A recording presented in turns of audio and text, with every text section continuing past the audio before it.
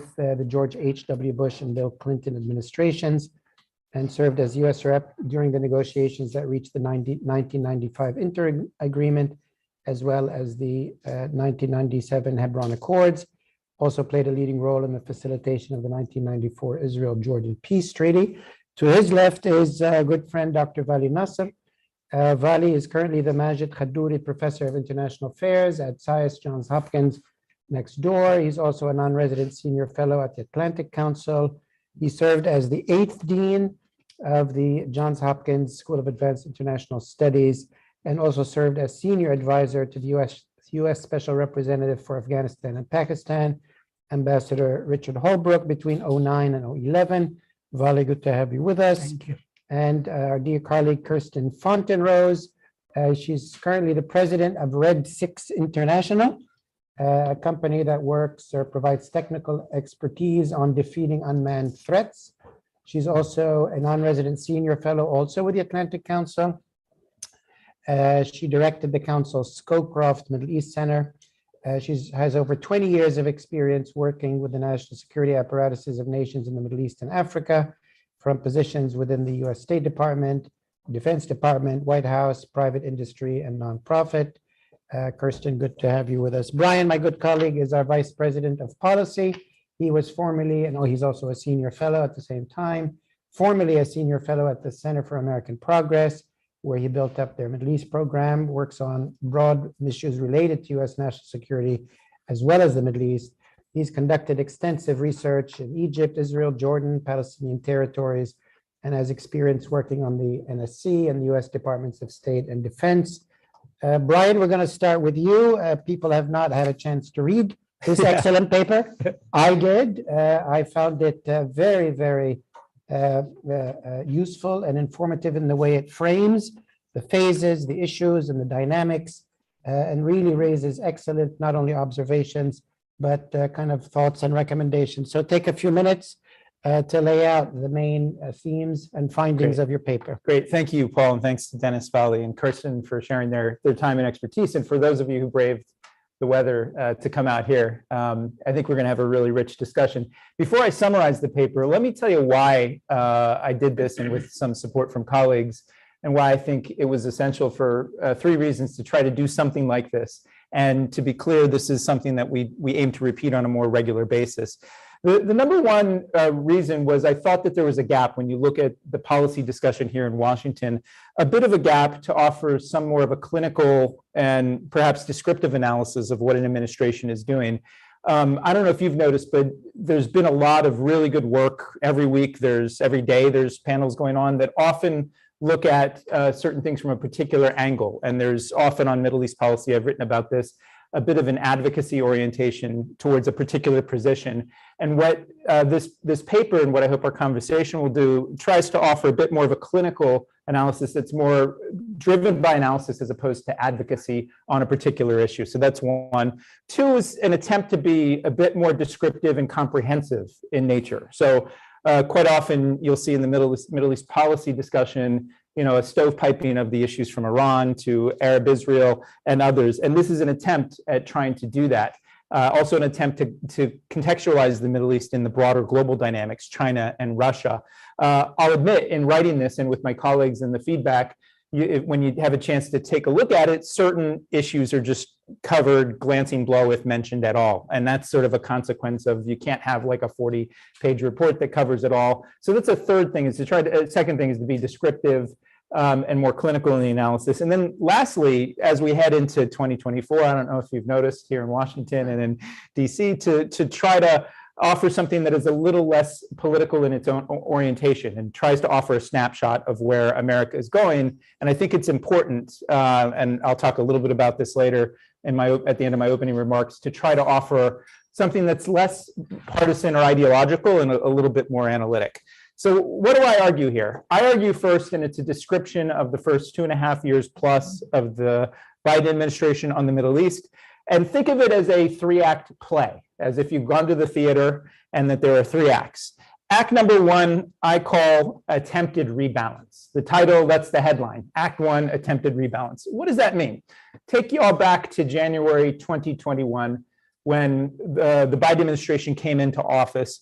Quite clearly, this was an administration facing a set of challenges that no administration had ever before at home and abroad. And also from my vantage point, compared to its previous predecessors, especially most recent, the Middle East did not feature prominently in his election campaign, nor in the discussions about what America was facing in his new administration. The top priorities were what I call the 3 Cs globally: COVID, China, climate. On the domestic front, there was a massive challenge with restarting the economy, which was forcibly shut down because of the pandemic. So the center of gravity, unlike the administrations that all of you served in, to a certain extent, Vali and Dennis were in the Obama administration. Day number 1 or 2, President Obama comes to the State Department, announces a special envoy on the Middle East and a special representatives on Afghanistan and Pakistan. Didn't really happen in the Biden administration.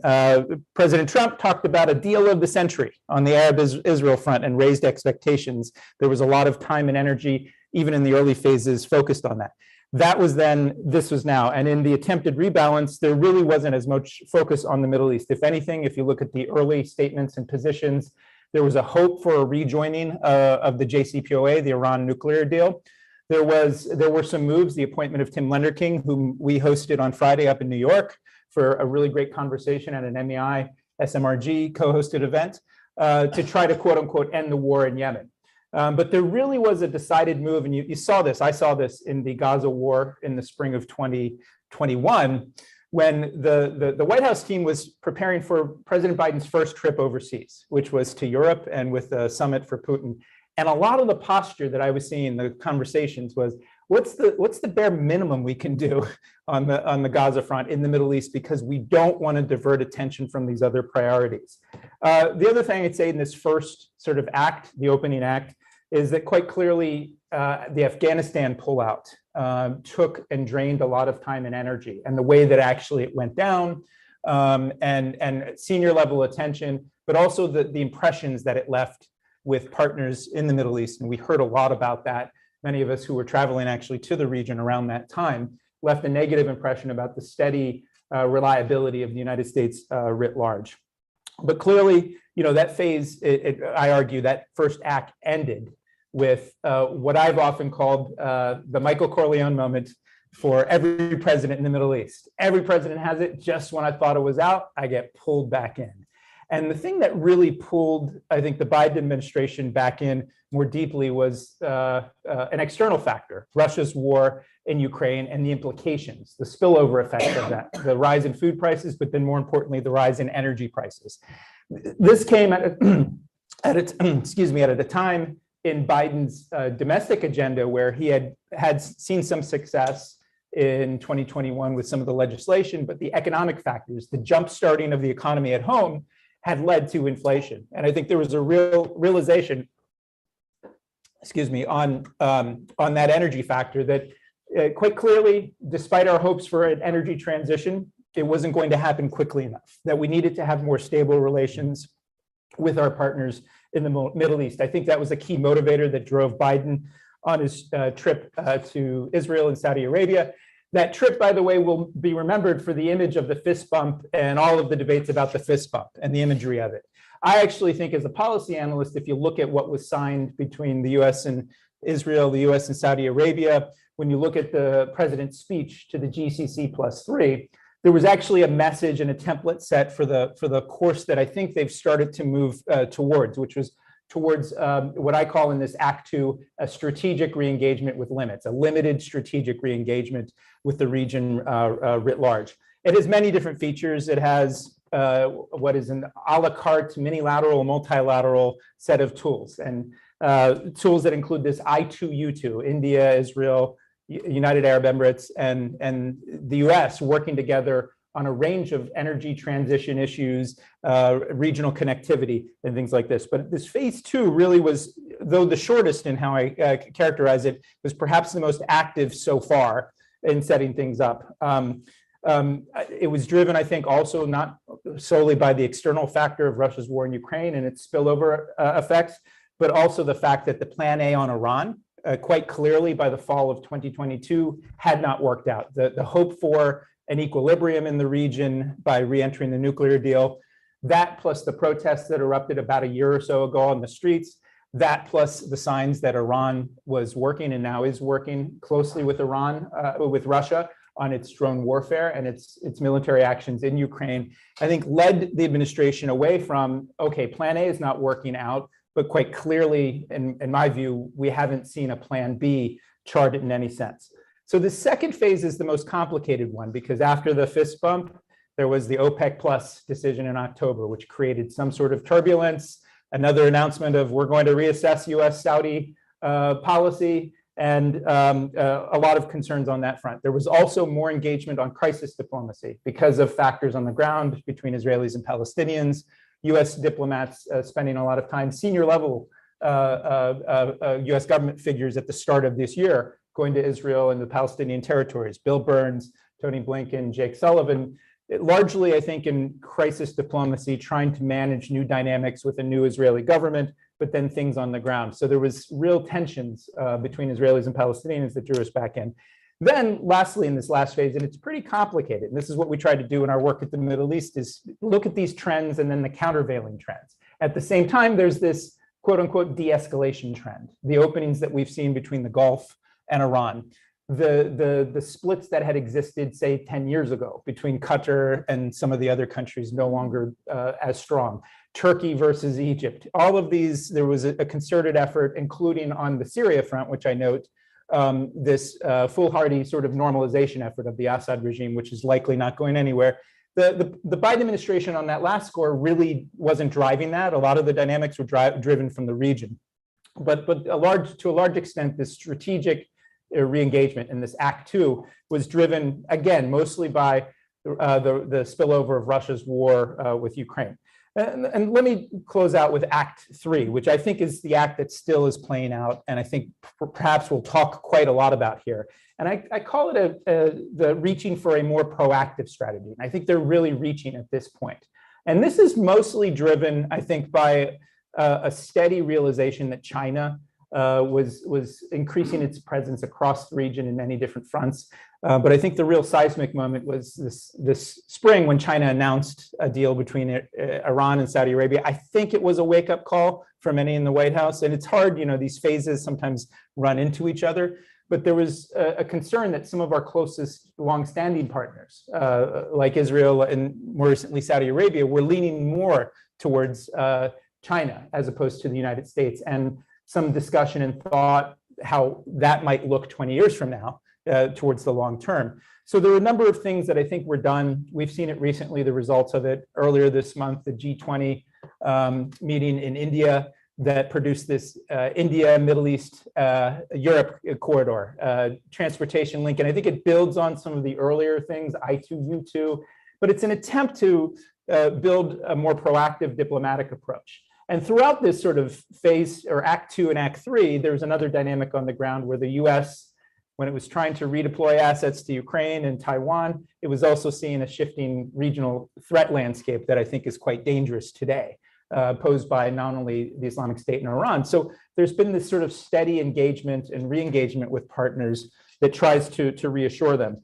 And to close out sort of Act Three, I think, I'll leave this mostly for later because I hope we'll talk a lot about it. There's this what I think are interesting and important talk about a potential Israel-Saudi normalization deal. And I have my views on how much time is going to be required or the different pieces that will be part of it. But there's clearly a stepped up diplomacy effort. Let me just close, and it went on here a bit longer, but ended the paper with what I see as three big opportunities and three risks.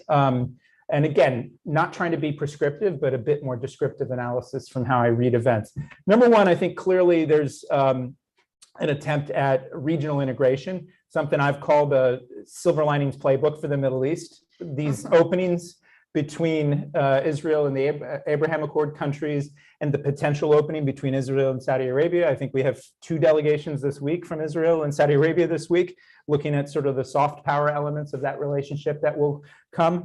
So there's a real, I think it's connected to what we've been seeing in the region, leaders and some of their people around them trying to use the resources they have to create greater connectivity and to produce value as opposed to fight old battles in the past. And I think that's a real opportunity. A second is the fact that that conception, those ideas driven from the region, could actually change the human security situation on the ground. Clearly, we've seen in Morocco, we've seen recently in Libya, we see almost every day in Palestine, Yemen, other places, the human security situation is quite awful. And there's, I think, a real interesting attempt driven again from the region to look at this. And then third, the opportunity is for what I think is a new normal between the United States and countries and people of the region.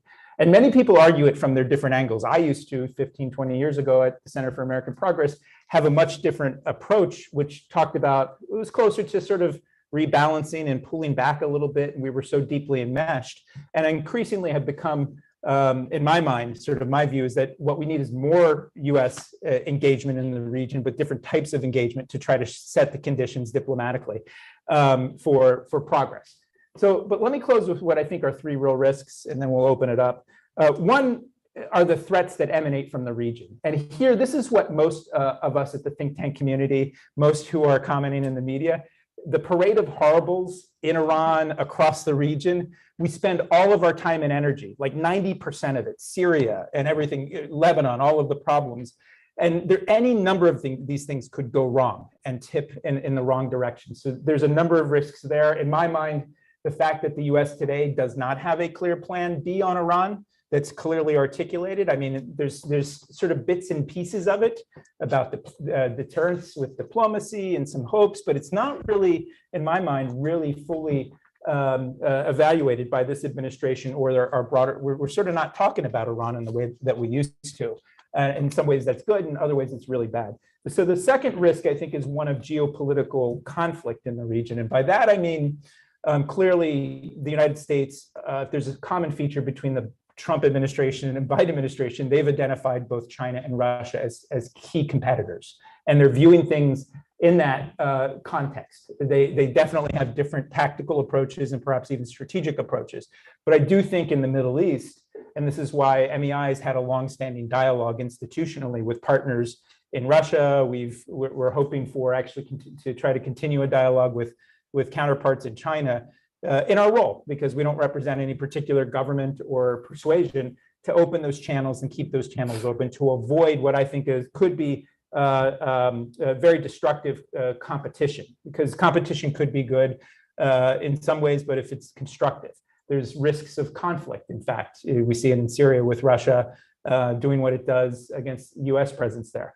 And then lastly, and I'll close here, is the hyperpartisanship here at home, I think is a genuine and serious risk. We're sitting here in Washington where the government, I think, is about to shut down. And I mentioned something yesterday about this, where yes, we've lived through 22 government shutdowns before, and it certainly looks like we're going to go to a 23rd. And in those previous 22, it's hard to argue that it had much of an impact on US foreign policy. But I think the cumulative effects, two things I'd say here, of this sort of sense, and I've heard it for years from partners from across the world, the effects of dysfunction and hyperpartisanship actually send a message that I think incentivize this hedging that you've seen from partners in the region, people looking for other arrangements and relationships with Russia or China. There's also a practical effect, if we get into this, if an Israel-Saudi normalization deal requires some action by Congress, and it looks like it might, and it sounds like, you know, there could be a pathway for a bipartisan sort of whip count that gets something there. But if we can't even keep our government open and things funded on a more basic level, it raises questions as we barrel towards a November 2024 election that the United States could end up being its own worst enemy. Just at a moment, let me close here, where the Biden administration has started, I think, to re-engage a bit more comprehensively, bump the Middle East slightly higher on its list compared to all of its challenges, we could actually be cutting our capacity and how we're viewed, our power to shape and influence events by some of our own challenges here at home. So I'll just close there. Thank you, Brian. I think that was a very good attempt to summarize a very well-organized but complicated paper. So thanks for that. Kirsten, let me turn to you first. I think you've had a chance to read the paper and listen to his comments. I don't want to presume to initially ask you any particular question, but rather go to you.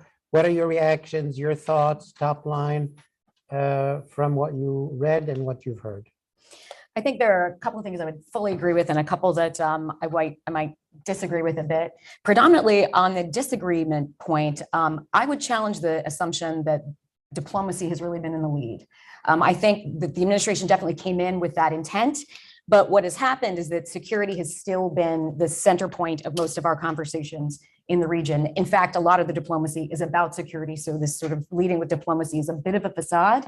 But I don't necessarily think that's a bad thing. So, maybe wouldn't agree that that's where the administration has been, but certainly would agree that maybe that's what was necessary. Until we have ambassadors in each one of these countries, then Department of Defense is going to be the center of gravity for that relationship, particularly in countries where you have central decision makers who have a military background. And a strong military to military relationship lets us shape the future, capabilities of these countries, the initiatives in which they engage. So it winds up gaming out to being something kind of positive for the US. I'll stop there and let others jump in. We can talk more, but just one particular point that, kind of made my antenna stand up. I'm not really sure we've seen that. Thanks, Kirsten. I will come back to you with other questions, but as a first reaction, Vali, same thing. You've heard, you've read, you have vast experience, you've thought about many of these issues. What are your top line thoughts or reactions? So, first of all, I have to say it's an excellent paper.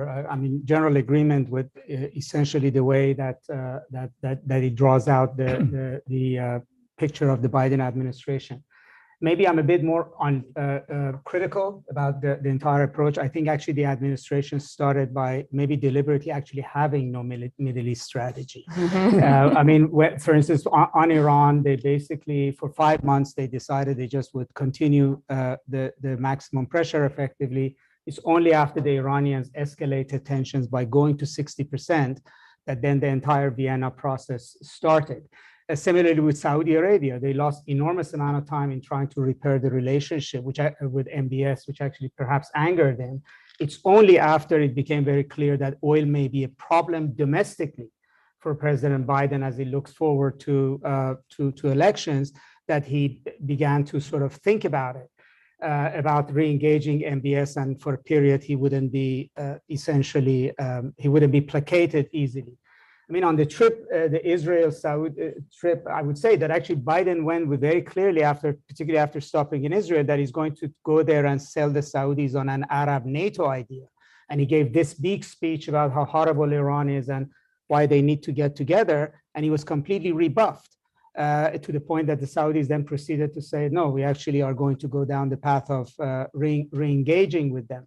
And even successes as Brian mentions, like Yemen or particularly Lebanon, which you didn't mention. Actually, the U.S. was very critical in helping an arrangement between Lebanon and Israel over their border. They didn't want to talk about it because it was not connected to anything going forward. And finally, I think they came upon a strategy. I think is that no drama until January 25th.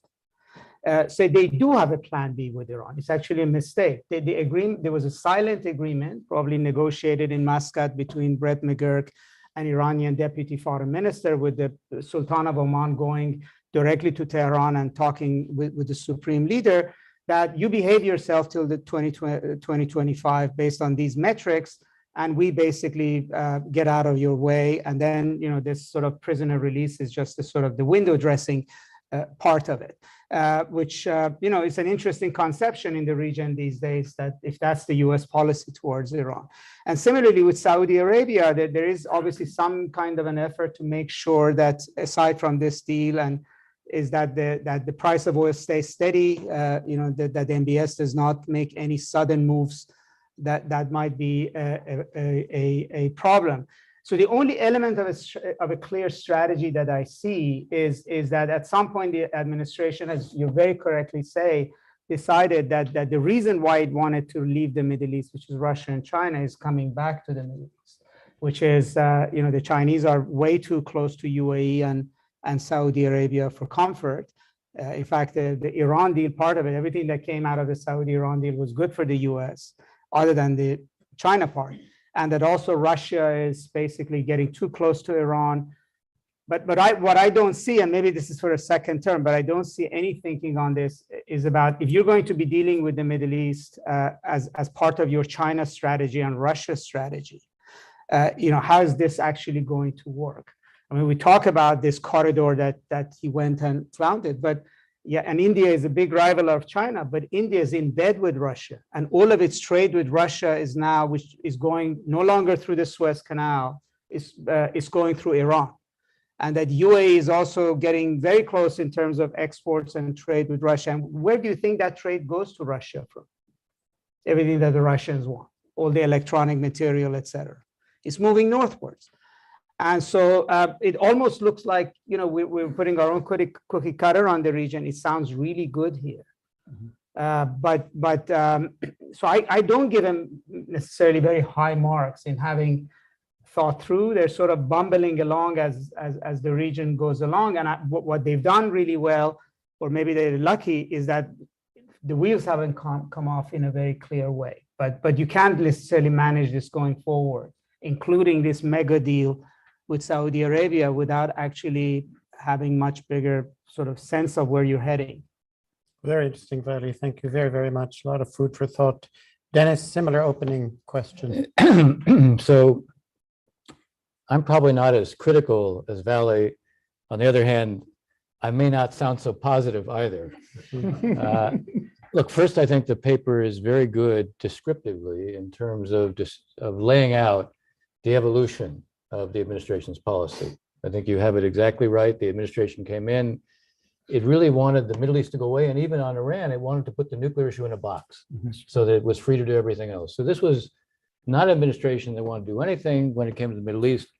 Biden was making multiple calls to leaders all over the world.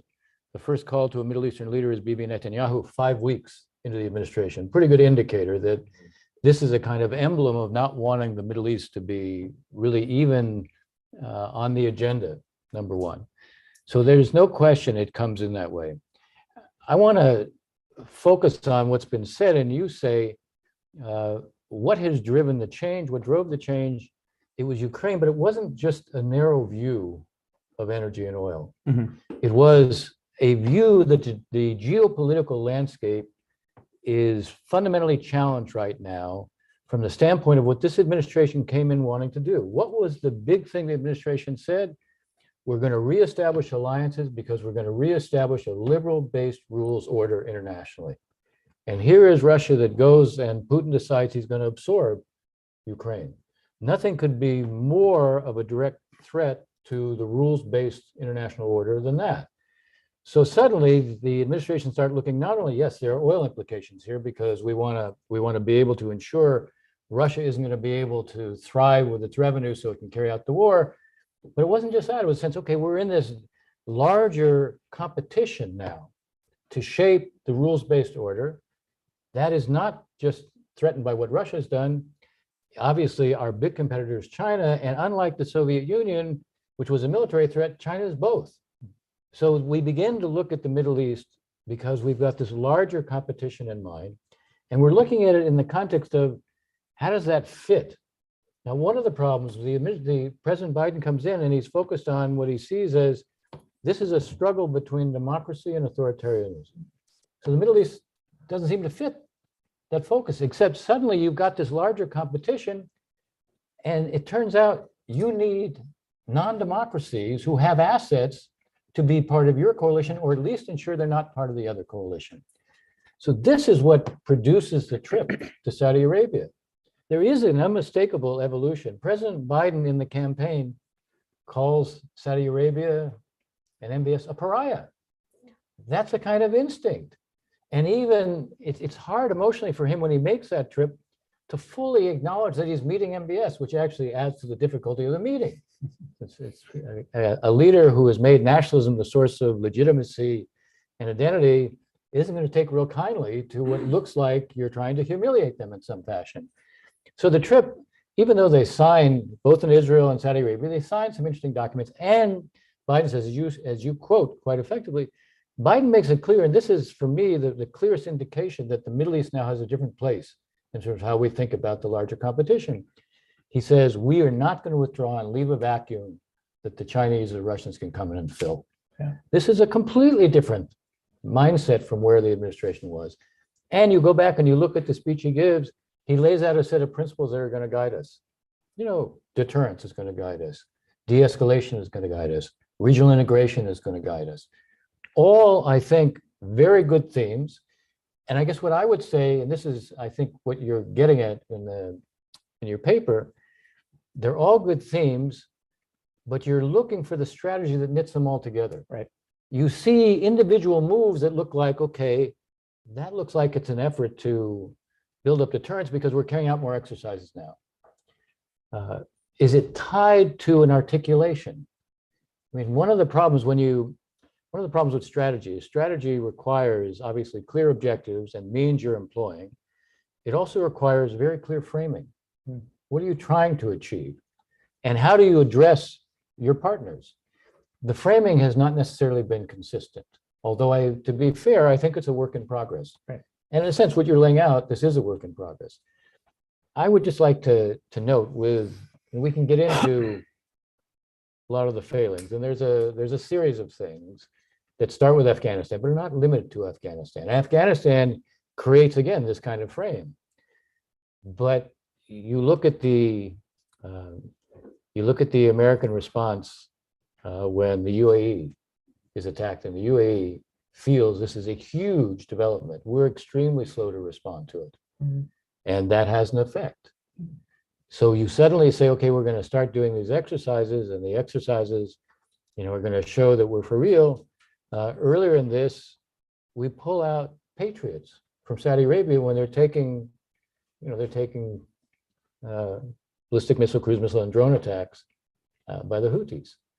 And it makes perfect sense in a world where we're pivoting militarily to do more in Asia, but the psychological impact of that is huge. So this creates a kind of deficit that the administration has to overcome.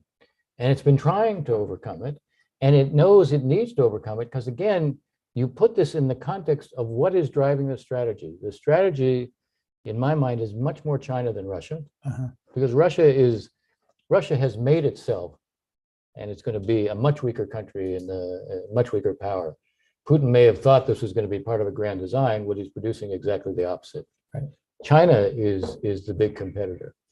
And you look at right after the Chinese broker the restoration of ties between Saudi Arabia and Iran, Jake Sullivan, when does he go to Saudi Arabia? Shortly after that. Right. How many trips has he made to Saudi Arabia since then?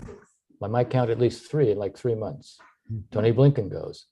So suddenly there's this sense that we could be supplanted in the Middle East by the Chinese, and we have to prevent that. Right. So the Middle East takes more of center place.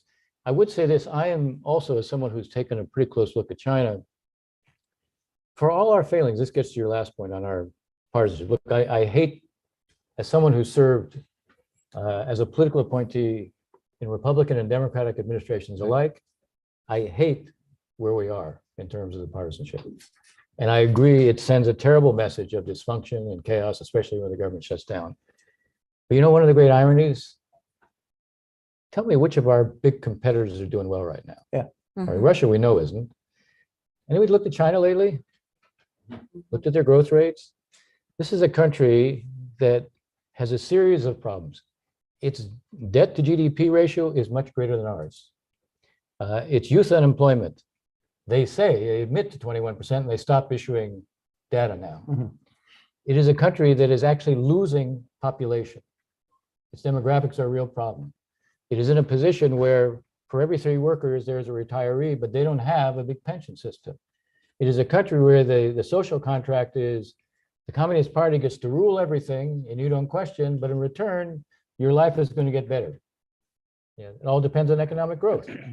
But what do you do to produce economic growth? Well, to produce economic growth, the private sector has been the engine of economic growth in China. And what are you doing there?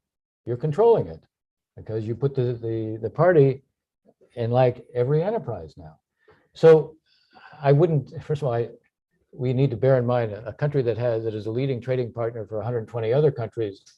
If it goes badly economically, that's not so great for us. Right. But on the other hand, the idea that they're kind of the wave of the future, we can kind of hold off on that. So I think the point here is the administration is right to focus on the need to have a position in the Middle East. You are right to pick up on the fact that there's been a change and that we recognize engagement in the Middle East actually serves our interest and serves us in the competition with China.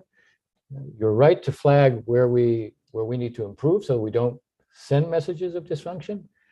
But I think we're not in such a weak position. And I do look at the Saudi-Israeli breakthrough as something that is quite realistic at this point. I mean, I put it at 50-50, which for a policy person like me, to put it at 50-50, that means I'm fairly optimistic. Now, it is like a Rubik's Cube. Yes. And there's multiple pieces that have to be put together, and the administration is going to have to be very deft in terms of how it puts all those pieces together. But I think it's a real possibility, and if it happens, it is an interesting geopolitical game changer. So I end up being more hopeful, and I just want the administration to be more effective. Thank you. Thank you, Dennis. Let me mention, we're going to have a conversation among the panelists for another maybe 20, 25 minutes. Then we'll open it up for questions from the audience here as well as the audience on Zoom. And I think on Zoom, they submit to the chat function or the Q&A. So if you're on Zoom, submit your questions to the Q&A function. Our staff will be accumulating those and delivering them to me when we get to the Q&A. Brian, I think you heard a lot of comments, and, Yes. and I'm sure you have a lot of thoughts, Sure. among which, in your descriptions of all of these policies and policy shifts, do you see a groping towards a strategy, something, as Dennis said, that begins to acquire coherence?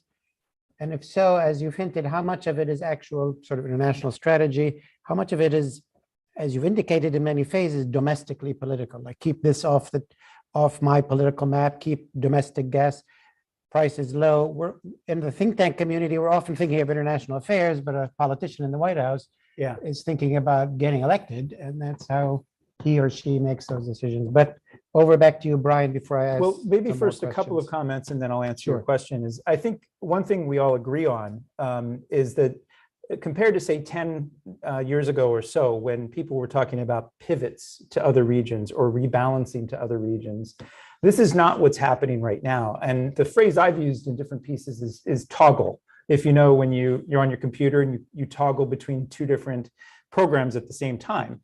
This is an administration that knows that given America's position in the world, its still dominant position in the global economy and in the military, that it needs to manage these things simultaneously at once. And bless them for those who actually have to sit in an interagency meeting and try to think about how all of these strands connect. It's hard enough to do at a think tank, let alone under the pressures of sort of policy, what's going on in the real world, and then you've got a real act going on. So it's a hard thing to do for any administration, and I think they're trying to do that, but I think we all agree not clearly and not effectively on all of these fronts. Secondly, I completely agree with what you said, and probably we're going to be doing this almost on a quarterly basis, these reports. And you're absolutely right. For all of the talk of restraint or pullback or withdrawal, and as I note in the paper, we've right-sized the military footprint in the region. There aren't troops as there were in Afghanistan. There were costs to that. There aren't as many troops in Iraq and other places. It's not what it was in 2011 or 2012. But we're still, I would argue, the dominant military force across the region. No other country, not China, not Russia, has the networks of relationships and partnerships. And I think if there's a common strand between what you worked on in the Trump administration and what this current administration is trying to do, is to promote, whether the region accepts it or not, and the notion of an Arab NATO, which I know you talked quite a lot about, but maybe it's more baby steps in terms of interoperability, measures to bring Israel into CENTCOM that happened a few years ago, trying to get different partners that are deeply mistrustful with each other, as we all know, in the Gulf and in other places, to work towards a common approach to deal with threats that are there. And for sure, the US military is a key part of that interaction. Why? Because these countries want and need security themselves, right? And for those who argued, well, the US should just pull back or withdraw, and I actually used to be in that camp during the Iraq War early, a long time ago, but then when Obama had his own Michael Corleone moment, after he pulled out of Iraq, ISIS pulled him back in. And it's easy to sort of write these things in a think tank and not think about the security threats that people in Iraq or Lebanon or Saudi Arabia or Iran face. And so that's the second part of what I'd say. I think, Paul, to answer your question, with this administration, I'm amazed actually that they've found the time to find the bandwidth on the agenda to try to pursue a slightly more proactive approach, right? It's not a clear strategy, as I think, as we all agree. But given all of the things that they're handling here at home, given that where the American public today, when you look at it, it barely registers foreign policy writ large on the public interest right now. It's not the thing that's perceived to get people elected or not, right? And the quality, I've argued, of our foreign policy debates has actually quite diminished as a result of that. You know, if you look at the last GOP debate too, you know, and the different ideas thrown around there. That's why we need to have discussions like this. So I think it's mostly driven by people who on the team who see opportunity in the region, who see how this fits with the wider landscape, as we've all agreed that China, yes, for sure, is the bigger long-term competitor, and that we need to actually have a bit more of a 15, 20-year approach. The challenge, coming back to sort of not worrying about this environment that we're in right now, and the reason why I sort of hyperventilate a little bit about it is because I think there's an opportunity longer term, probably not between now and 2024. But the thing that we've seen emerge, and some of my friends who are on the right would tell me during the Trump era, well, don't look at what he says and does, look at what the team is doing on certain pieces in terms of imposing costs on Russia, for instance. There's been more, I think, certainly post-Iraq, post-Ukraine invasion, an impetus towards building a consensus on that. There certainly is, though people will disagree, more of a consensus on China being a big competitor, and we need to actually build a more common strategy on that front.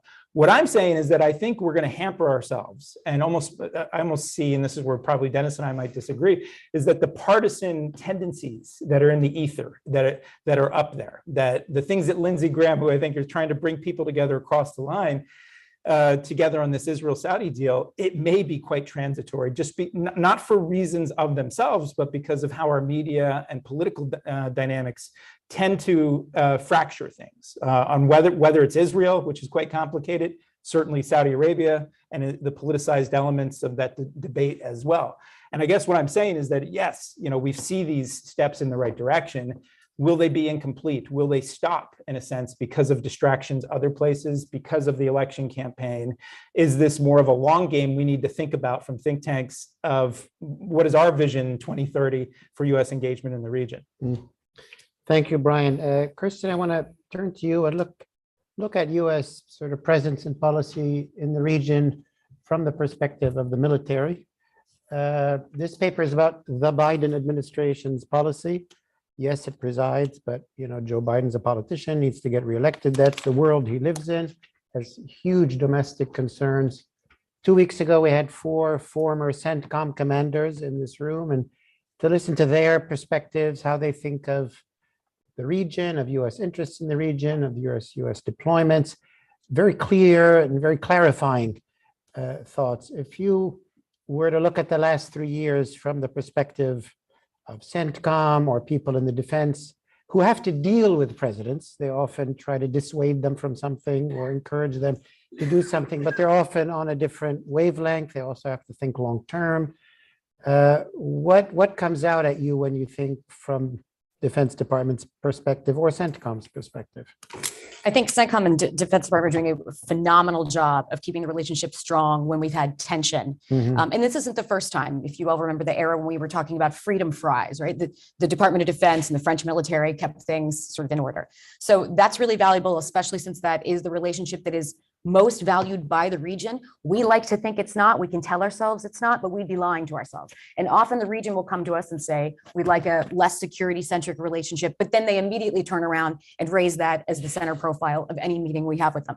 So while we recognize that, let's embrace it and let's use it as a tool instead of trying to say we're afraid of this or it's over securitization. Just recognize that it can be a tool. What I'm concerned about now is that just like we have changes in administration and changes in political appointees, we have changes in commanders, changes in action officers. And for instance, the efforts we've made for about 30 years at creating integrated air and missile defense, Biden has done a great job of keeping that on the table. And the effort we made at creating a regional construct, we called it Middle East Security Alliance. This administration is calling it a regional construct. We were always careful about certain things. In the last administration, we were careful not to allow rifts within or these trust issues within the region to be reflected in the way that that was framed or the way that it was established. I am concerned right now that we are being played. And what I mean by this is we are trying to get to some sort of multilateral security arrangement in the region that lets us pull back a little bit, that lets us put a little bit less manpower on it, that lets us have a GCC desk officer at OSD, Adam, instead of a Qatar Kuwait desk officer and everybody else's. We're looking for ways to create economies of scale with the region. They want bilaterals. They consistently come to us and say, we're looking for bilaterals. No shock there. Obviously beneficial from their perspective. But this administration is somehow telling a story that those strengthened bilateral agreements that we're entering into one at a time with countries specifically in the Gulf will lead us to a multilateral that will allow us to do things like spend less money in the region, put fewer troops in the region. There's not a logic chain there that I'm seeing between one and the other. And I worry that we are going to commit ourselves to more with these bilateral defense cooperation agreements, but not get anything back from it, that our interests won't necessarily be met. Interests in terms of intel sharing, interests in terms of troop basing, maybe. And I think there's great value as someone who's involved in this field in having a long-term relationship with the region and having 30-year troop basing agreements. But the American voter does not. They don't see the value in us committing more in a DCA and then not actually getting a reduction in manpower, a reduction in taxes that go toward putting these folks abroad. They're potentially not aware of what the countries do in burden sharing and hosting our troops. So I think DoD is really on the right track and is forming wonderful relationships. They've maintained it throughout the tensions here. They make America look sane right now because the political class does not. And that's good for us. It reflects well on us in the region where they value that piece of our structure. But if we play into something that ties us to more while we get less, or something that forms little clusters of alliances instead of bringing everyone to the same table, then we're actually sort of falling into the trap of meeting what they're looking for from us without looking after our own interests. Very, very useful. Thank you, Kirsten. Valerie, I want to take advantage of your presence on two of the big issues, Afghanistan and Iran. We haven't talked much about the biggest decision that was implemented during this administration, which was the withdrawal and the way it was done. A lot has been written about the sort of effects of that globally, and effects on the region, effects on the administration as itself, that after withdrawing from Afghanistan, it cannot contemplate withdrawing from Syria or anywhere else.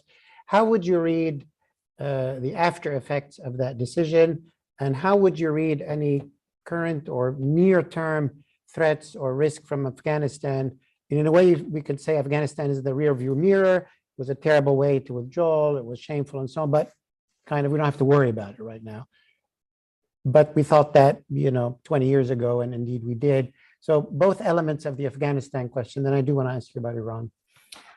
So, and can I quickly also? I'm sure, yes. So let me first do that. I think Brian raised, particularly in the second round, some very interesting points, and also something you said first time you made comments, which I think is very important. You said about the initiatives that are now directing things in the region that are coming from the region itself. And I think it's very important because the United States is not used to thinking in that way. We often think about, we form strategy here, and particularly we think our closest allies around the Gulf are the recipients of that. And I think this is a sort of a new element. But I think, as we think about this security issue, and I agree with Dennis, with you, with Kristen, about that the United States has enormous amounts of capabilities and strength in the region. It is more powerful, more capable of all of its global competitors.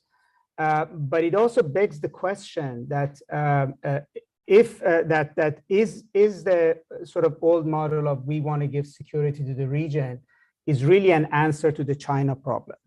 In other words, I can fully understand, the Israel-Saudi barter, right, wrong, so I can understand. You recognize them, we give you this.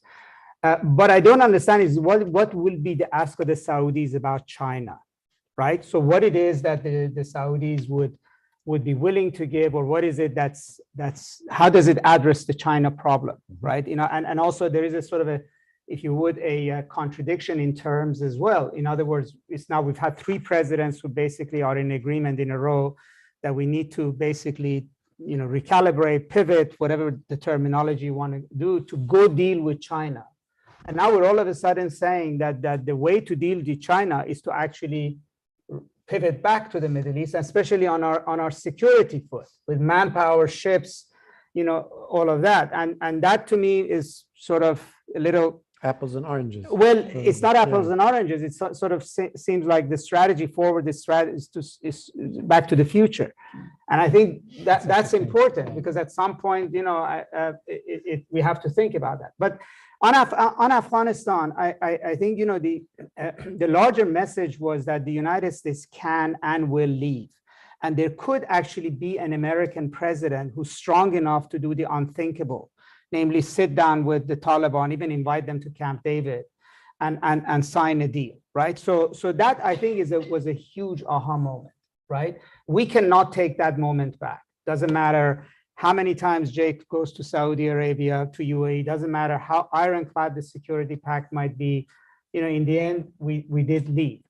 The second point was that the Taliban won. There's no other way of putting it. They either won by accretion, gradually they were getting more territory, etc.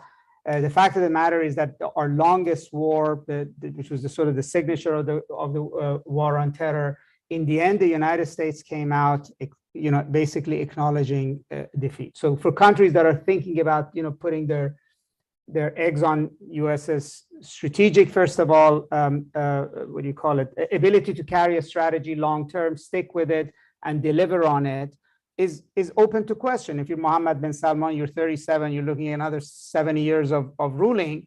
I mean, that would probably matter. And the third was competence. I mean, it was not so much that it was messy, etc. It was a moment of unique incompetence, if you would. It just didn't speak well in our ability to execute things. You could blame it politically, etc.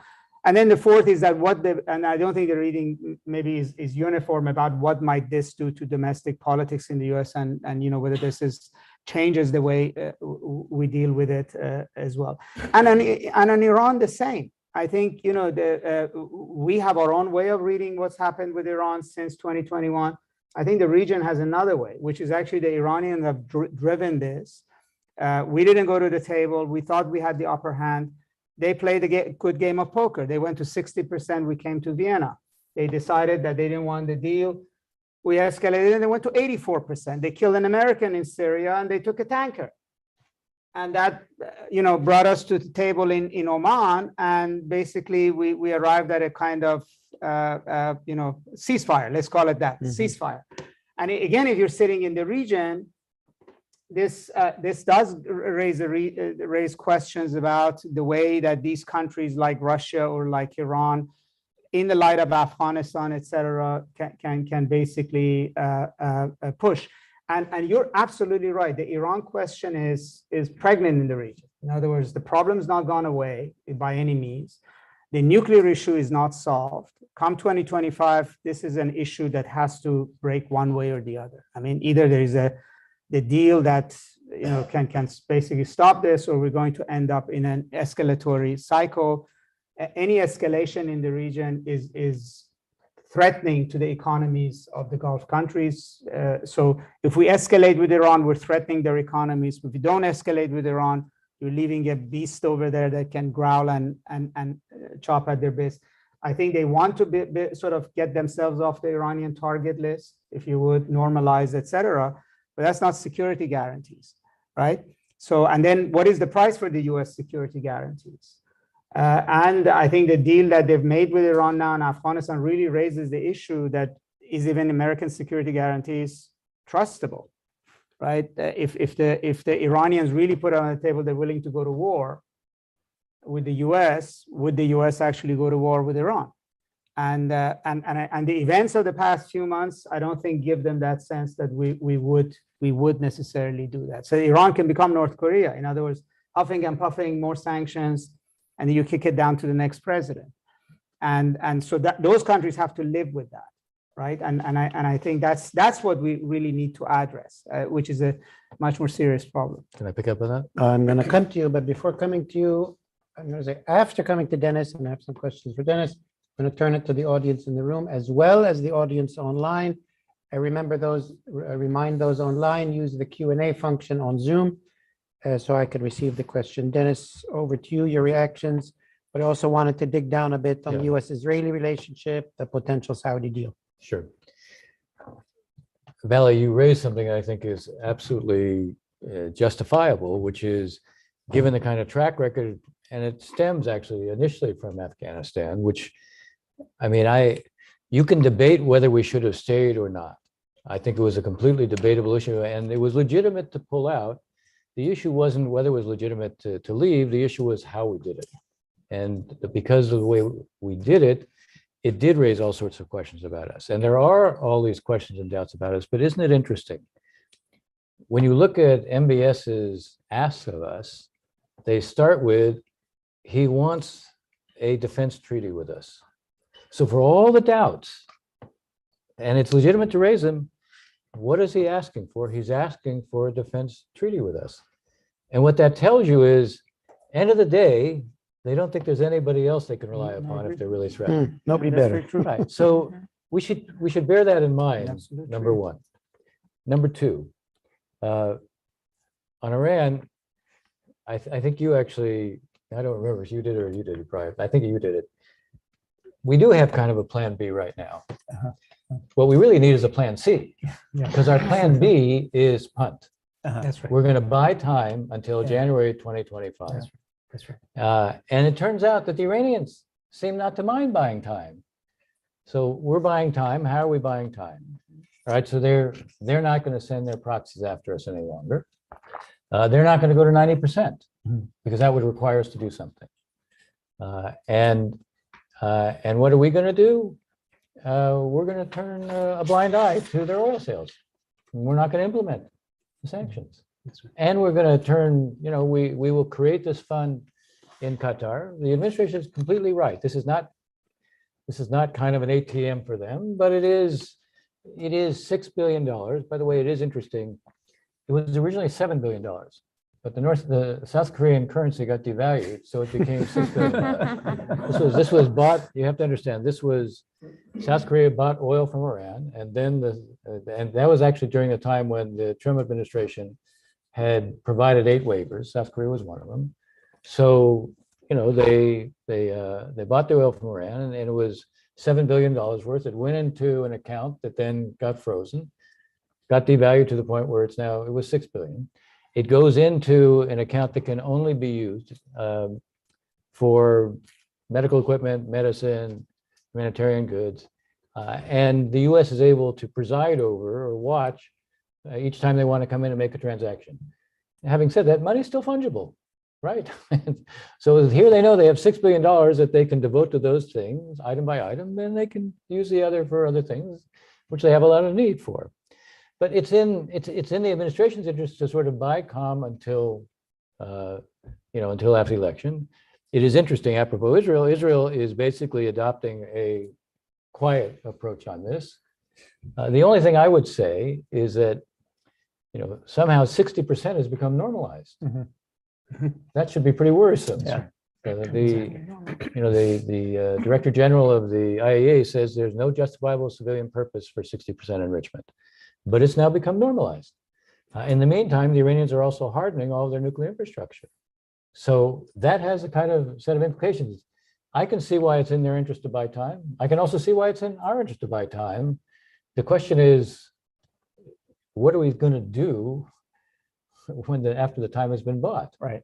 And what is our objective? Good statecraft always depends upon defining a very clear objective. Our objective has been prevention. Are we adopting, without maybe even recognizing it, a policy of containment? Exactly. I'm a little uneasy. That's what we may be doing. But the issue is, this administration, if it has a second term, will need to have a strategy at that point. Right. You're exactly right. Because right now, what we've done is we've said, we're going to buy time. We got all these other things. Let's get this breakthrough with the Saudis and Israelis done. The most interesting thing to me about that is that it is such a priority for the administration. And I think again, I put it in the larger context of competition with China. And here, Valley, what I would say about the competition is this is a kind of interesting approach where you're saying, we want to ensure that the Chinese can't embed themselves that way. We don't want the Chinese to be the ones building the Saudi nuclear industry, because we'll build then a Saudi dependency, a greater Saudi dependency on China. We don't want that to happen. Sometimes you compete by trying to take the place and prevent the other side from being able to do it. That's what I think is guiding the administration as much as anything. Okay, by the way, that's legitimate, but it still requires the administration to knit all these different pieces together. What you identified as the India, not what you, what the administration has, the India, Middle East, European corridor. I mean, it is actually a very interesting idea. And it isn't just physical infrastructure, and it isn't just digital infrastructure. You know, a major piece of this is designed to be the movement of different forms of energy. Right. By the way, some people talk green hydrogen, but it may also be Saudi Arabia, especially in the northwest corner of the country, has a space and a kind of unique climate that produces a combination of wind and solar. Well, one of the things you can do with that wind and solar, since they have space, you can store all of that you collect now, and that allows you then to be able to ship it. One of the things and transmit it. One of the things that's being talked about with these underwater cables is the transmission under the Mediterranean, but it goes through Israel and Jordan. It's a big deal. Yeah. You know, but Europe could have 1/3 of its electricity met within about 5 years just for that means. So this is a big deal, and it is part of a strategy. What you'd like to see is, you know, here are all the different pieces, and here's how we're going to integrate those pieces. Right. And here's the larger objective that we have in mind for what we're doing. And there, I think the administration is getting there, and it's using the buying time with Iran to try to cement this. Now, it will face others who will try to resist, and we'll have to see how the administration copes with that. Yeah, and what I'd Quickly, say yeah. on that, and before you go to questions, is that the time scale on those sort of initiatives will outlast even if Biden gets reelected, right? And that's why I go back to this point of, okay, America needs to have this conversation. Policy wonks need to actually think about this and evaluate it, and not in a Pollyannish sort of way, but measured up against BRI and other alternatives that are out there, measured up against, and what we need more is a strategic debate that is less about, because a lot of the debate between now and November 2024 will be these two 80-year-old guys. This one doesn't think straight and the other one's crazy, right? Yeah. And I mean, that's how it will be interpreted in the media. And what I'm saying is America has a stake in this, and we should evaluate both the opportunities as well as the risks and the time scale on all of these things and how they might unfold. It is, by the way, it is obviously a very deliberate effort against BRI, which, by the way, doesn't look the way it did a few years ago because huge debts related to it. Yeah.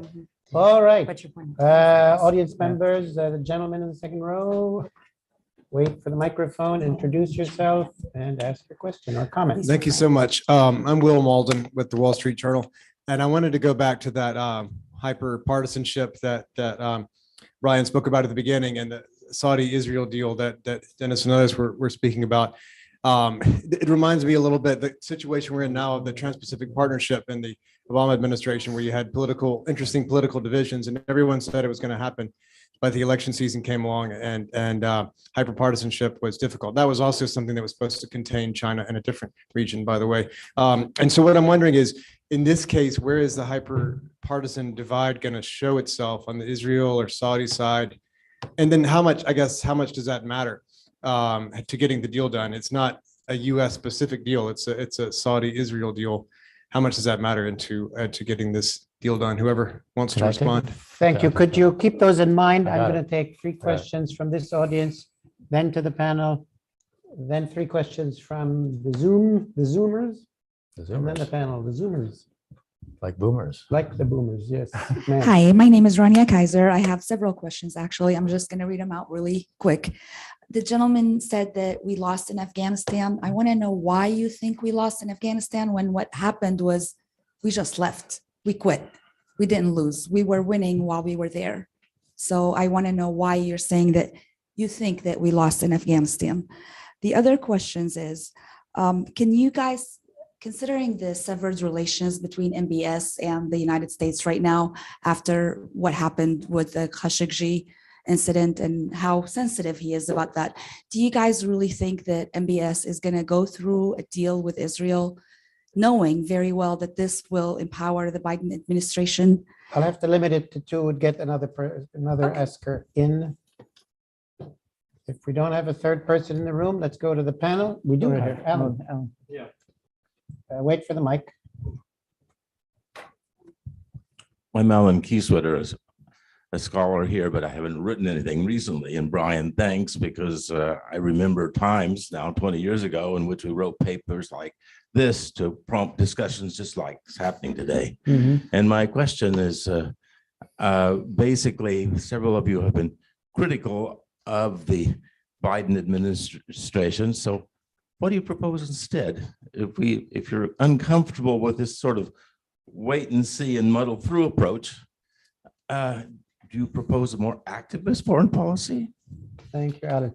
Let me go in reverse order, Dennis, and then ending with Brian, but quickly so we can get some Let me other start with thoughts. the question of hyperpartisanship, and this I think is going to be different.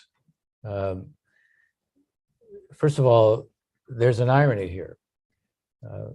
Lindsey Graham, I think, went to Saudi Arabia, and one of the things he said to MBS last spring was, if you're going to do a deal, do it while you have Biden in, because if you have Biden in, he can bring enough of the Democrats, and the Israelis will help produce enough of the Republicans.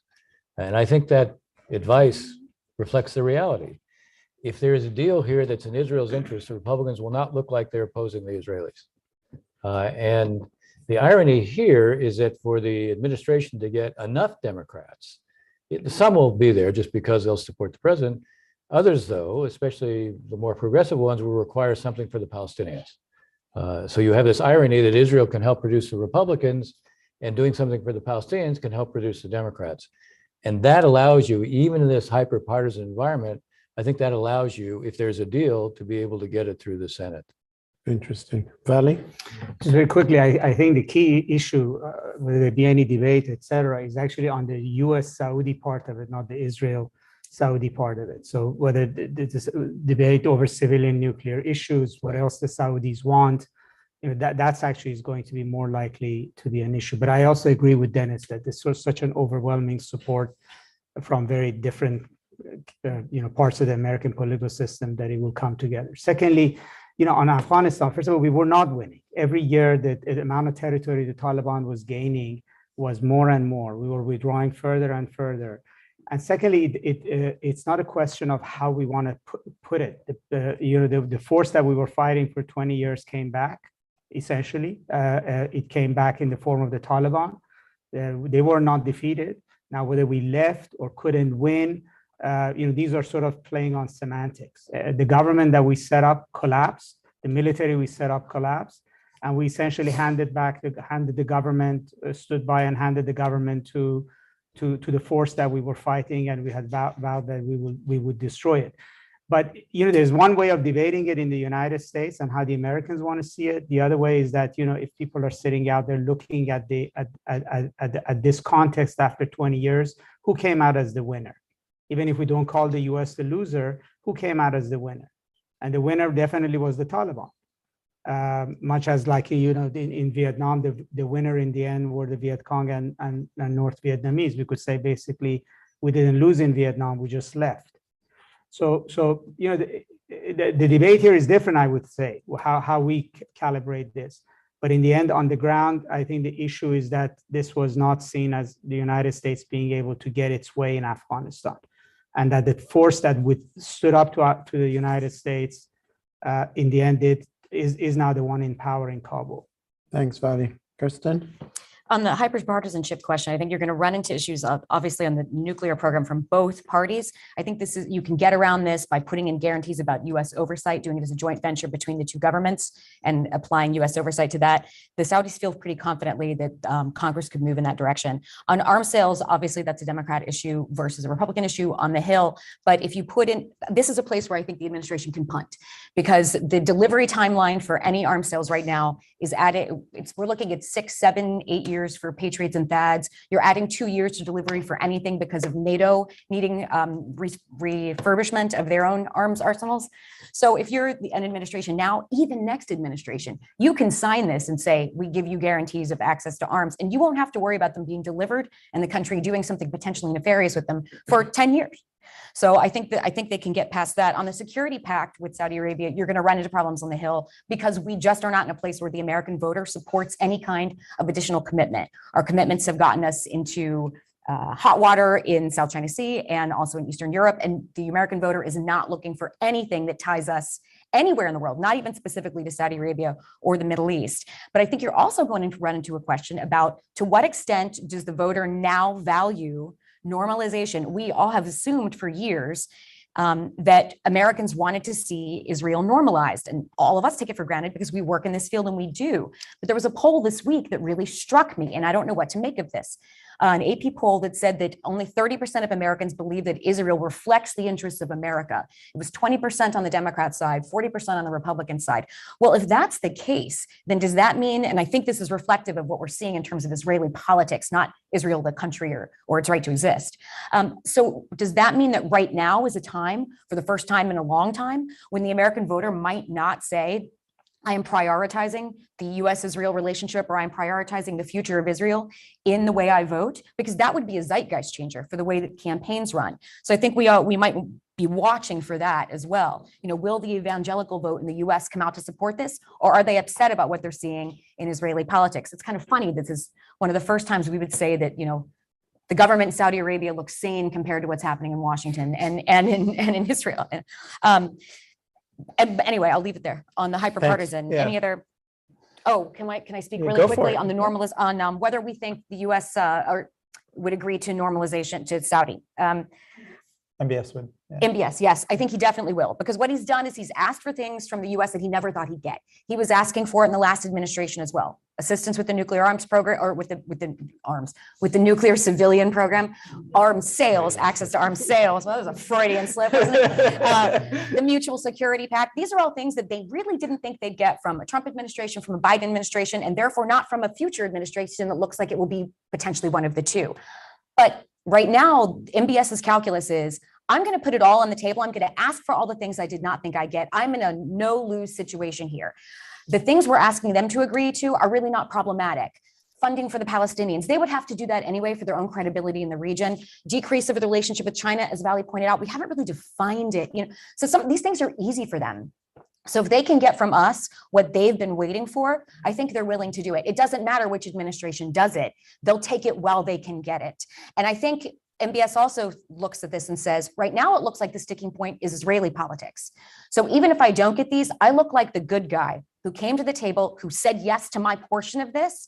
And I expect that we'll also see pressure from Saudi moving forward, even if we don't get normalization, to follow through on some of these issues. Like, well, we arrived so closely at ideas for a security pact. We have done so much good work on civilian nuclear cooperation. Why don't we just continue those? If I were Saudi, I would press for that. On the administration side, I don't see them giving it up because it would cause congressional debates and it causes trouble with voters. But I think we'll see those tracks be something that Saudi continues to push for, whether or not we arrive at normalization.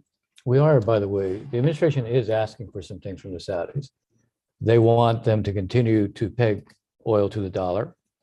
There was some talk that, you know, they might buy, you know, they might allow the Chinese to buy oil with the Chinese currency. Boundaries in terms of the trade. Not obviously, China is Saudi Arabia's, you know, its biggest trading partner. But what is being asked here is not to stop the commercial relationship, but to create boundaries in some of the high-tech areas. From my impression, we're not so much asking on oil, because we kind of know historically we don't get really far when we press on that.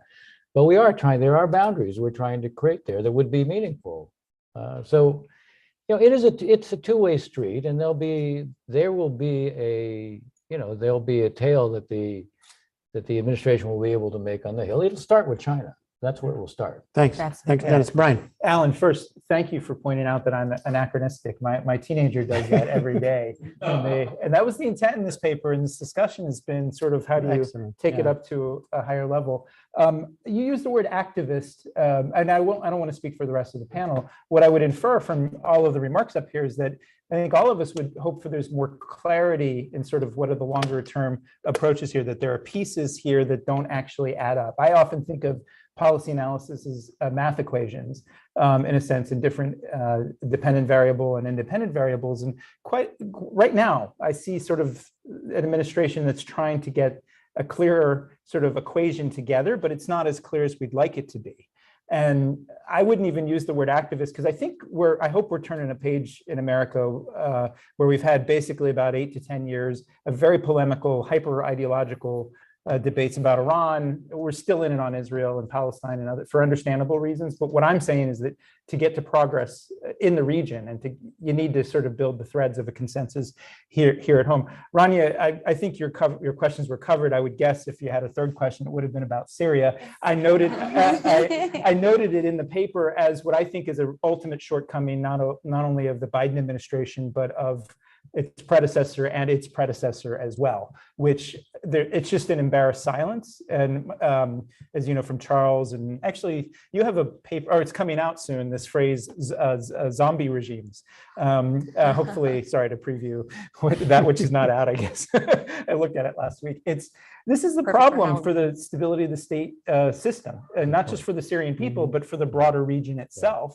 And there's really not much of a debate, except for exceptional analysts who still highlight it. And for a strategic debate about the broader region, just because it's not in the news today, and just because it's not sexy, doesn't mean it's unimportant. And I think Syria falls into that category. And sorry for voicing your third question you didn't ask. Will, TPP, interesting, and I've talked to some of your colleagues about this, the example of TPP comes to mind precisely. And though I don't disagree, and Dennis and I actually need to have a bilat to talk about all of this, because we sort of had an exchange of views at a different forum recently. And I actually think there's the math equations could add up for this Israel-Saudi deal that includes an elevated Palestinian component. The real question I have, and it's a very practical question, and it's one I asked when I was at the Center for American Progress when TPP was on the agenda, was who's your political person on your team in the White House who's actually driving this? And does that person also have a foot in the reelect? Or not the reelect, in this instance, it was Hillary Clinton's campaign, not Joe Biden, the vice president. And the answer right now, as far as I can deduce, is there's no one there. That we've got the wonks, the people who are managing the policy. Oh, by the way, they're doing two jobs. They're also trying to sell this, what I think, no matter what, will be a very heavy lift because of cross currents, the things that just come up, Menendez's indictment, or JASTA action that can come up from different quarters. It's actually a hard, Senator Coleman knows, having lived and worked up there, and today's Congress, come on, it's a really, really hard lift. And to me, it comes back to if the administration, the president himself, is putting not just the national security folks behind it, but some political folks. And if the answer is, oh, we're not there yet, we're almost in October, you're really cutting it close, is my I think timing is a huge issue here. Yeah. And if it really doesn't take place by the end of the year, then the political calendar may interfere in a way that a lot of the issues that were raised here may come up. If it is done before the end of the year, I think it has a real shot, just because, as I said, you can count, if this happens for the Israelis, Bibi will be over here knocking on doors, on the Republican doors, and they're not going to look like they're not supporting the Israelis. Now, there will have to be a meaningful Palestinian component. You can ask me what meaningful, how I define it.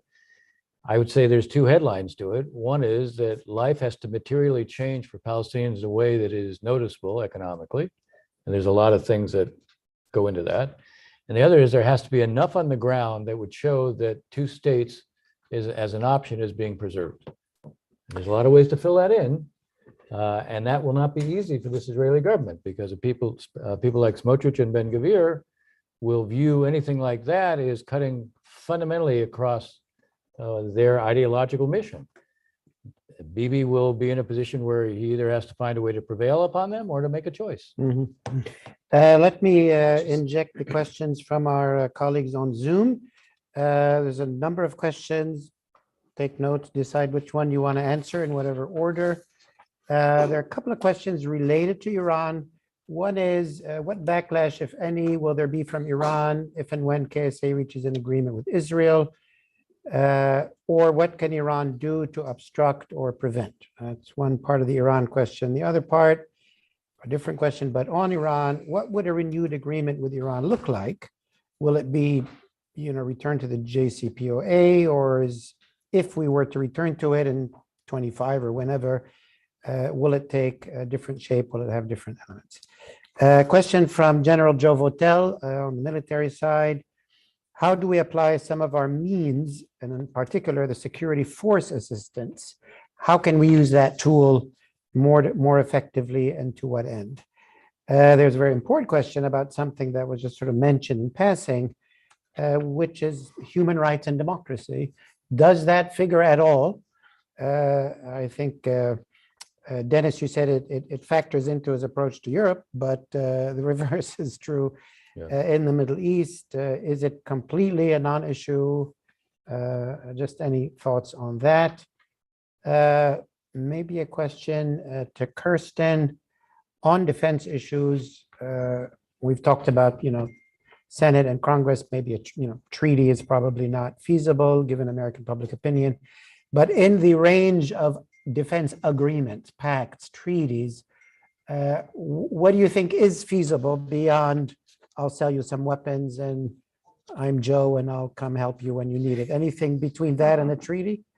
Brian, let's start with you since we're reversing the reverse order. And this will be the last round. I'll defer most of the Iran questions to Vali and Dennis. I've thought about some of this, but I don't think there'll be, if there's an agreement, as big of a backlash if you look at the record of what they did in the 2020 Abraham Accords.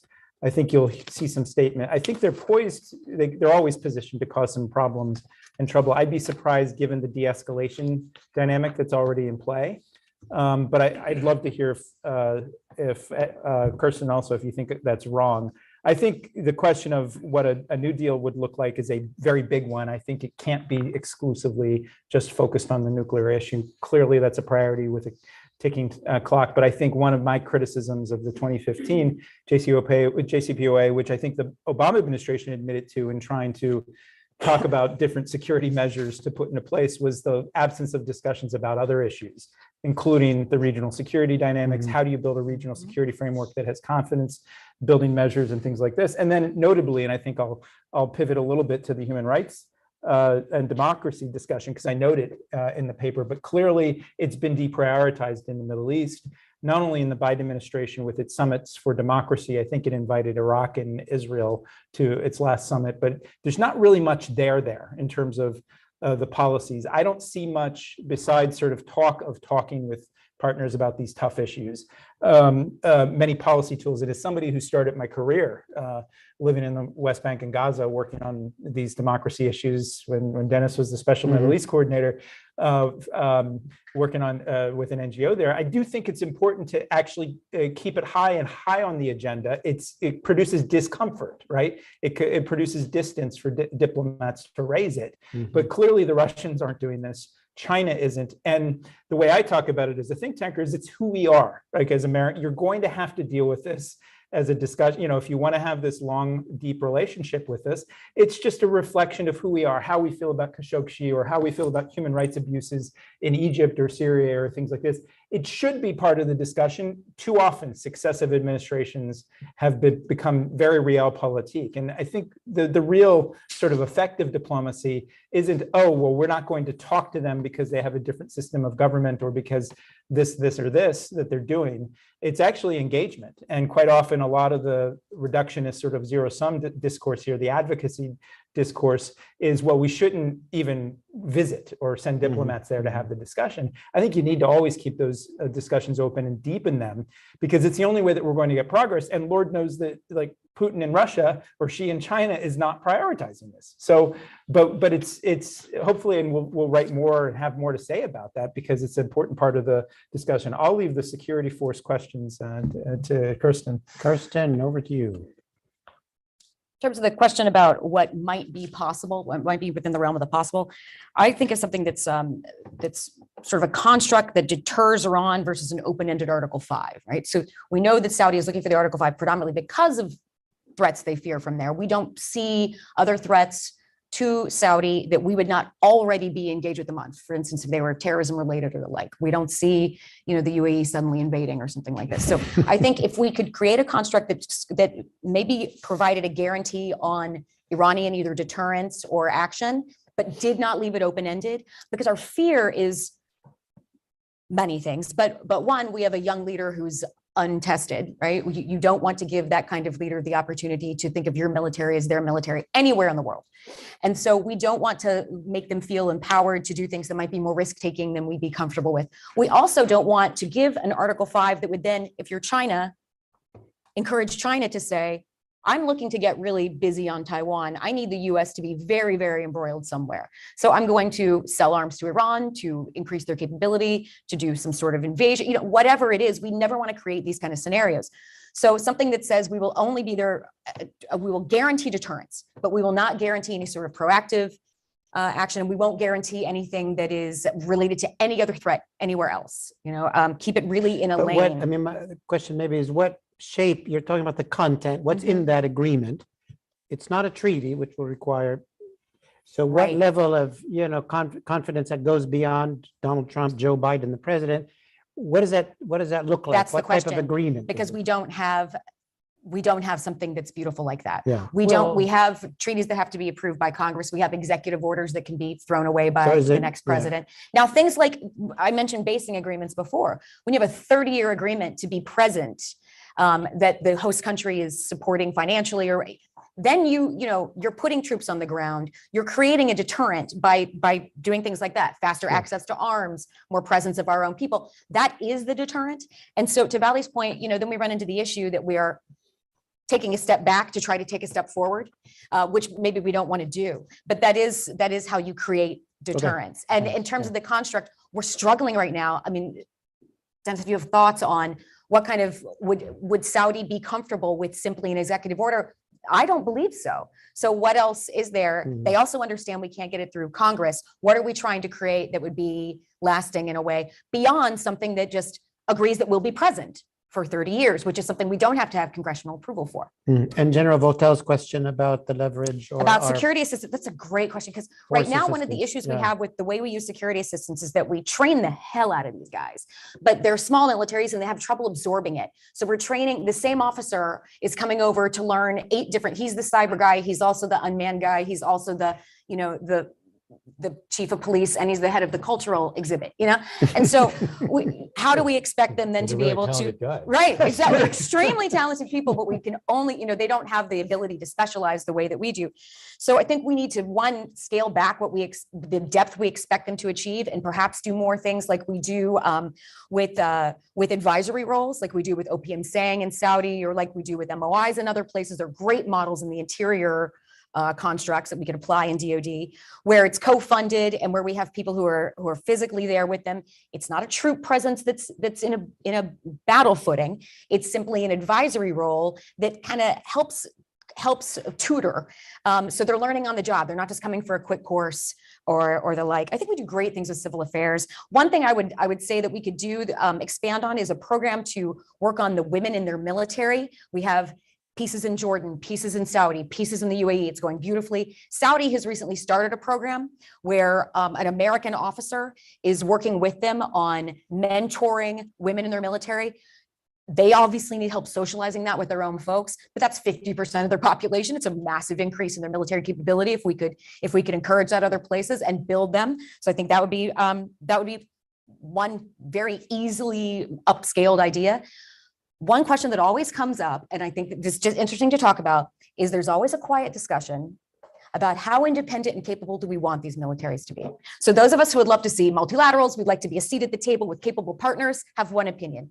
But there are others, there's another opinion that says the more we build their capability, the more we increase the uncertainty of future threat from any part of the region, any partner, doesn't even have to be just in the Middle East. So where's that balance between how capable and independent we want them to be to serve our interests, Interesting. right? Thanks. Yeah. Thanks, Kristen. Vali. So, my impression is that the Iranians are more worried about what we're going to give Saudi Arabia than they're about the Saudi-Israeli relationship. First of all, that relationship is pretty much in place, and also they came to a conclusion that when Abraham Accord happened, they reacted very badly. They threatened UAE, but then some red lines were drawn that you can have your relationship with them, but the UAE cannot be a base of operations. You cannot invite Israelis, particularly in a military intelligence sense, to basically set up shop here, right? And UAE observed that, and in fact, they've decoupled. In other words, they normalize relations, and then UAE is also continuing to proceed with Israel. And with Saudi Arabia, I think they have the same policy right now. In other words, the trip of the Iranian foreign minister to Riyadh, where he had a long friendly meeting with Mohammed bin Salman, was after the announcement of the Biden initiative. And they basically parked this issue completely aside. So message by both sides was that our bilateral relationship has nothing to do with our relationship with Israel. But having said that, it also comes down to what is Israel's expectations of this normalization. I mean, Israel's view is still that of an Arab NATO against Iran. So there's a lot of questions about what emerges out of the bill. As the Iranians can quite see that Saudi Arabia can have its relations with Israel. If something happens with the Palestinians, they pay the price. But at the same time, we want to continue to have this relation. So they probably will put down certain similar red lines with the Saudis. No Israeli military here, no Israeli intelligence here, no base of operations against us. But I think the Iranians are very worried about Saudi F-35s. They're very worried about civilian nuclear reactors. They're very worried about what does MBS after the deal look like? That's a big question. But there are also opportunities because, I could see that depending on what the United States give and how he handles this, there are other Arab countries in the region who might see better relations with Iran as basically a hedge for security for themselves. Mm-hmm. Right? In other words, the question is what does it's all focused on Iran and China, but for a lot of the countries, it's about, what does a hugely armed, Article 5 backed Saudi Arabia with not much more muscle in Congress because of Israeli support mean in terms of balance of power? And, these days, actually, there's a lot of fracturing within GCC. Yeah. I mean, they're not a happy family by any means. And this deal is actually a major sort of a monkey wrench into GCC. First of all, per Kristen's point, it's no longer multilateral at all. It's directly bilateral with Saudi Arabia, and UAE says we want our own bilateral deal. Whether they can get there and what did they get for? What did they have to give since they've already recognized Israel? And for Iran and Turkey, both of whom feel like they're being left out, I think there might be actually opportunities to sort of exploit as well. And that's something the administration has to think about as a next step as well. Thanks, Wally. I mean, we are out of time. And just very quickly on the nuclear deal. Yeah, the deal. I would say, so obviously the big question is whether the Iranians and the Americans are willing to step up to a sort of a bigger, stronger deal, right? Both on our side and on their side. And it does look like a really tall order. If that doesn't happen, I think in the short run, the question for a new administration, particularly Biden administration, would be, would this punting have more life in it? Can we punt another 6 months? Can we punt another year and revisit this? If that collapses for whatever reason, then we're in a kind of an unknown, because then really the whole nuclear issue with Iran will come to a head in a big way. Thanks, Vali. Dennis, concluding I'll be thoughts? quick because I realize there's a hook that's going to pull us all off of this. That's right. Look, just on the last one, I do think there is some potential for longer and stronger, but longer and stronger will require, in the end, that we really do lift all the sanctions, but that will also require something beyond on the Iranian part. Part of the problem with what the Iranians have faced is that because of the way they run their banking system, because they don't address the anti-money laundering issues, there's a chilling effect. So they don't get the full benefit of what they could if we lifted the sanctions. So that it's a complicated, to say it's a complicated issue is kind of a sellout. But the truth is, I wouldn't rule out come 2025, the possibility of longer and stronger. And I also would tie it to, look, if there is at some point, the Supreme Leader is not going to be with us. Yep. And that is going to be a moment of potential change with Iran. Those of us who looked at different kinds of succession eras realize there could be openings, there could be closings, but I wouldn't be surprised in a post-Supreme Leader environment that if there was the potential for a longer and stronger, they might be desired because it could promise real improvement economically within Iran. A new leadership might want to show that they're delivering something. Yeah. So on that and on the, I guess on the Saudi stuff, I'll say there are alternatives to a defense treaty. There are. I mean, beyond, Christian, what you said. Does anybody doubt we have a commitment to Israel? Do we have a defense treaty with Israel? We've had a 10-year MOU with Israel. There are alternatives. Having said there are alternatives, I believe the administration thinks they will get a defense treaty through the Senate. I think that's exactly what they're focused on. They're not focused on an MOU. They're focused on a defense treaty. And it's quite right that I think that MBS basically was putting things out there that he didn't think he would ever get. And lo and behold, he has a chance to get them. And the administration has, again, look, to be fair, I think what it sees is actually an opportunity vis-a-vis China, but also a geopolitical change. Yes, there'll be interesting kinds of fallout, but Valley, what you said, the Iranians haven't decided to diffuse tensions with the UAE and Saudi Arabia because of external pressure from us. They've done it because they saw it in their interest. Mm-hmm. And they will continue to see that in their interest, even after there's a normalization deal. So we're looking at what is a landscape. And Alan, I didn't really, although Brian made an effort to answer it. I mean, I wasn't critical of the administration. I wish certain things were followed through more effectively, but the basic things they're trying to do, I think, are the right things that they're trying to do. So I'll end it there. Thanks, Dennis. Well, let me thank Brian for working on this paper and triggering this panel and bringing in these fantastic colleagues to really have a very deep, very rich discussion. I think it's been really, really fascinating. And I'm sure it was very helpful to you as well. Brian, thank you, Kirsten. Thank you, Valley. Thank you, Dennis. Thank you for all of